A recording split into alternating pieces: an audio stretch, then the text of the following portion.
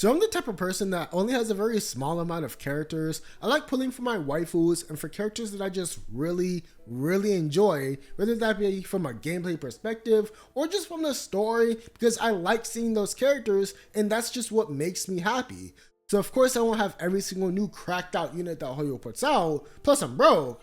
But what I really like doing is just vertically investing in those characters, getting their weapon and getting their constellations, just because I like doing that. I like making the characters that I love strong. That's why I play these games. So for us to get a new endgame mode that kind of forces you to have a vast pool of characters that are built, both excites me and kind of makes me scared, because I don't know if I'm going to be able to clear all of the content and get all of the rewards. So I am really excited for this game mode, and it's also going to force me to use some of those 4 stars that I've been neglecting all of these years.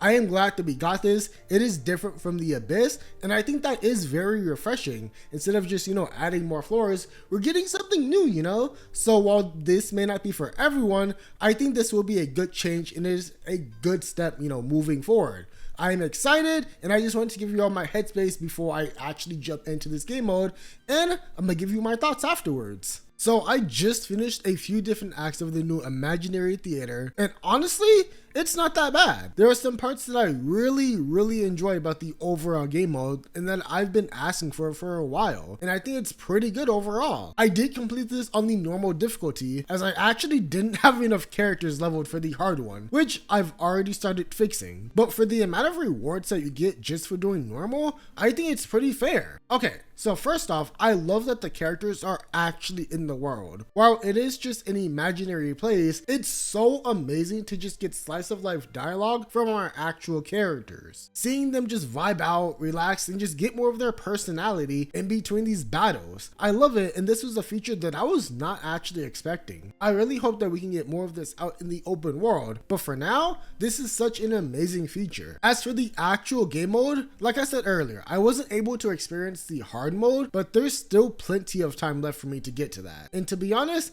I'm kind of happy. I actually have to build more characters and experience more of the roster, because I do have a lot of the 4 stars. I just haven't had a reason to build them because I already have 2 cracked out teams for the Abyss. But now I have a reason to build my Kachong, my Lynette, my Fischl, finish my Farozon. It's a good reason for me to actually play the game more, because with the Abyss you get 2 teams and that's kind of it. But since this is a rotating game mode, we're going to be needing different elements. A lot of characters are about to come off the bench. Now with that being said, when we get to needing Geo, yeah, I'm packed up for that one. I got Navi and Zhongling for 5 stars, and I'm not pulling out Geo Traveler. I'm gonna have to make DPS Ding Wong carry somehow. So when that time comes, it's gonna be a bit iffy. Then again, I don't have the best animal units, yet I was still able to clear all of the normal content just fine with just some thinking. Now as for the actual game mode, if you've played HSR and have done the simulated universe, then you'll get a similar vibe from that. We basically get different buffs and cards that you can obtain throughout our combat journey. I like it, just straight up. It adds more elements to the combat instead of just Oonga Boonga, and you can get some pretty cool passives with these cards. My first run, it actually went pretty well, though I didn't read, so I ran out of characters on stream, which then prompted me to actually,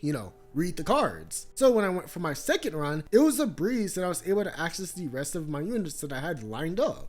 Now of course there's RNG, so you're going to have to play with the cards that you're dealt with whatever characters you get. Meaning that you're gonna have to start cooking up some crack team with whatever you have to clear a certain act, which is pretty fun. I will say though, the trial characters are straight up doo-doo. Can't lie, it's pretty sad. Thankfully, I didn't have to use many of them, but when I did, it was something kind of special. I can't imagine what it's like on the hard difficulty. I do understand that if you're a hard simp for 1 or 2 specific characters, that they won't be carrying you through everything in this game mode, and that might feel discouraging, but this game mode really does feel like it's tied to horizontal investment. And it's crazy that for this game mode, you need 4 characters for a battle. You can't have 3 and try and save some energy. No. You need 4 characters at all times. I think the biggest issue that I'll run into is just the limited elements. Cryo and Geo, I'm typically not a fan of, and that's not just their reactions.